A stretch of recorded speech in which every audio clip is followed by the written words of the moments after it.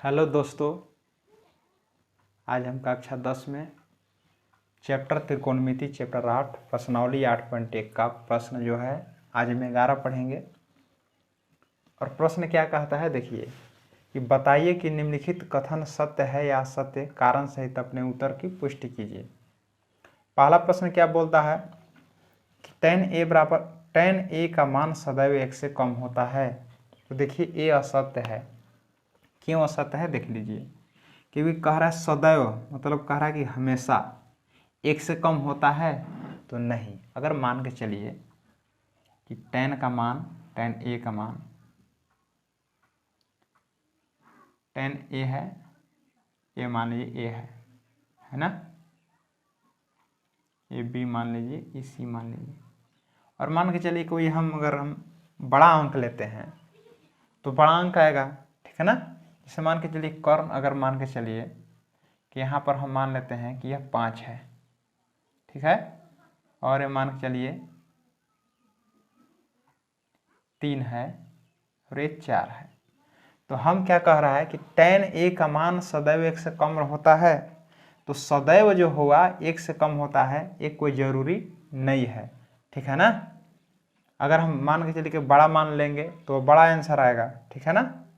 तो कहने का मतलब है कि देखिए इसका वर्ग जो होता है 4 का वर्ग हो गया और 3 का वर्ग हो गया, किसके बराबर होता है, 5 के बराबर होता है। तो 4 चौके 16 प्लस 9 बराबर 25, यानी इसको भी जोड़ेंगे तो 25 बराबर 25 आता है, ठीक है ना। तो इस प्रकार से यह क्या है, यह बताता है कि यह जो है 90 डिग्री का यह समकोण बनाता है, ठीक है ना। तो कहने का मतलब पूछ रहा है हमसे सवाल में कि tan a का मान सदैव 1 से कम होता है। तो क्या लिखेंगे, नहीं, ठीक ना। कि tan a का मान निकालिएगा तो p बटा जो b बनेगा, ठीक ना। ये 1 से हमेशा कोई जरूरी नहीं है कि कम बनेगा, ठीक ना। ये हमारा मान कितना आता है उस पर निर्भर करता है, ठीक है ना। तो देखिए ये तो आपको समझ में आ गया। इसका मान देखिए हमको लेने के ऊपर है कि इसका मान जो है कुछ भी हो सकता है, ठीक ना, हमको लेने के ऊपर है। तो मान के चलिए अगर हम कहता है कि tan a का मान 1 से कम होता है, तो देखिए ना tan a का मान यहाँ से क्या होगा, tan बराबर p बटा b होता है। तो यहाँ से p हो गया bc, b हो गया ab।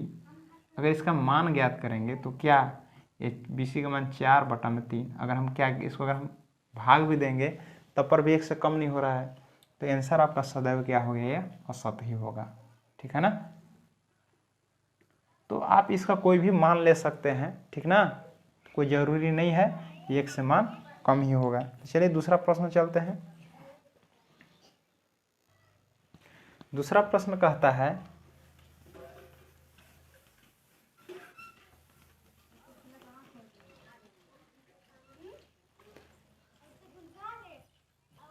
कोण a के किसी मान के लिए sec a बराबर 12/5 है, ठीक है ना। तो मान के चलिए कि ये त्रिभुज हो गया, समकोण त्रिभुज, ठीक ना। और ए इसको ले लिए तो इसको मान के चलिए b है और ये c है। तो सेक बराबर क्या सूत्र बनता है, सेक बराबर है ना किसका होता है, कॉस का उल्टा बनता है ना, कॉस का उल्टा सेक होता है। तो सेक बराबर क्या होता है कि h बटे में b बनता है, ठीक है ना। तो h जो बनता है, h क्या होता है, h हमेशा बड़ा होता है, ठीक ना। तो सेक बराबर क्या दे रखा है कि 12/5 है ना। तो अगर ये 12 मान के चलिए h है और ये मान के चलिए कि b जो है यहाँ से b यही होगा 5 है। तो ये समझ में तो आ रहा है कि सेक a बराबर 12/5 तो ये सत्य है। क्यों सत्य है कि देखिए h का जो मान होता है ना, ये दोनों भुजाओं से बड़ी भुजा होती है, ठीक ना। क्योंकि देखिए ये 90 डिग्री हो गया, तो 90 डिग्री के सामने वाला भुजा क्या होते हैं, कर्ण बनते हैं।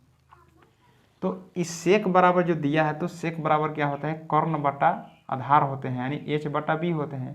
तो h तो हो गया 12, यानी कहने का मतलब कि आधार से तो ये बड़ा है ना। तो कर्ण का मान अगर बड़ा दिया हुआ है, ठीक ना, तो उससे लंब का मान छोटा है, तो क्या हो गया, सत्य होगा। सत्य क्यों होगा, आप इसको लिख सकते हैं कि कोण a के लिए किसी मान के लिए अगर सेक a का मान क्या है कि यह जो कर्ण जो होते हैं ये दोनों भुजाओं से बड़ी होती है। और जो h दर्शा रहा है क्या है कि ये जो 5 है, ठीक ना, वो कर्ण से छोटा है। तो इस प्रकार से यह सत्य हो जाएगा, ठीक है ना। आगे बढ़ते हैं। आपका जो तीसरा प्रश्न आता है कि cos a जो है कोण a का कोसेंट के लिए प्रयुक्त के लिए एक संक्षिप्त रूप है। तो ये देखिए आपका असत्य है। क्यों असत्य है, इस जगह पर आप लिख सकते हैं कि संक्षिप्त रूप आपका बुक में भी दिया हुआ है, ठीक ना। एनसीईआरटी का बुक अगर है तो आप देख सकते हैं, ठीक है ना, इसमें आपको दिया हुआ है, आप इसको याद भी कर सकते हैं। देखिए आपका दिया हुआ है, देखिए कोसाइन है, साइन है, कोसाइन है, टेंजेंट है, ठीक ना, कोसेंट है, इस प्रकार से आपको दिया हुआ है। तो क्या है वो देख लीजिए कि कॉस ए, क्या कहता है प्रश्न कि कॉस ए कोण ए की कोसेंट के लिए एक प्रयुक्त संक्षिप्त रूप है तो नहीं। तो क्या होगा, कॉस ए के लिए जो होता है, ठीक ना, कॉस ए के लिए क्या होता है, कॉस ए का संक्षिप्त रूप जो होता है, संक्षिप्त रूप होगा, क्या बन जाता है, कोसाइन बन जाता है, कोसाइन, ठीक ना। इस प्रकार से कोसाइन, SINE, यानी कोसाइन बनता है ना। तो आपको याद रख लेना है कि कॉस के लिए क्या संक्षिप्त रूप है, कोसाइन है, लेकिन क्या दिया है, कोसेंट दिया है, इसलिए गलत है, ठीक है ना। तो याद रख लेना कि कोस ए का जो संक्षिप्त रूप कोसेंट नहीं बल्कि क्या होता है, कोसाइन होता है। तो आपको समझ में आ गया होगा, ये भी असत्य है, क्योंकि कोस से कोस का क्या होता है, कोसाइन होना चाहिए था, ठीक ना। तो चलिए प्रश्न नंबर चौथा देखते हैं। प्रश्न नंबर चौथा क्या कहता है कि क्या कहता है कि कॉट और ए का गुणनफल होता है। तो ये भी आपका असत्य है। ये क्या है, असत्य है। क्यों असत्य है, समझिए बात को। ये देखिए कॉट ए का मतलब कॉट ए है, फिर कॉट और ए का गुणनफल, तो गुणनफल नहीं है। देखिए आप यहाँ अगर हम यहाँ से ए देखेंगे तो ए क्या दिया हुआ है, एक जगह पर बी हो सकता है, सी हो सकता है।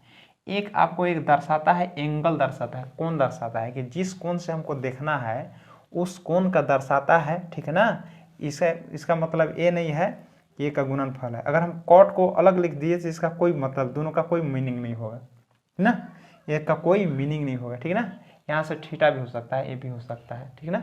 तो क्या दर्शाता है कि कॉट और जो ए है का गुणनफल नहीं होता है, बल्कि वह एंगल कोण दर्शाता है, ठीक ना, कि जिस कोण से हमको देखना है वो कोण दर्शाता है।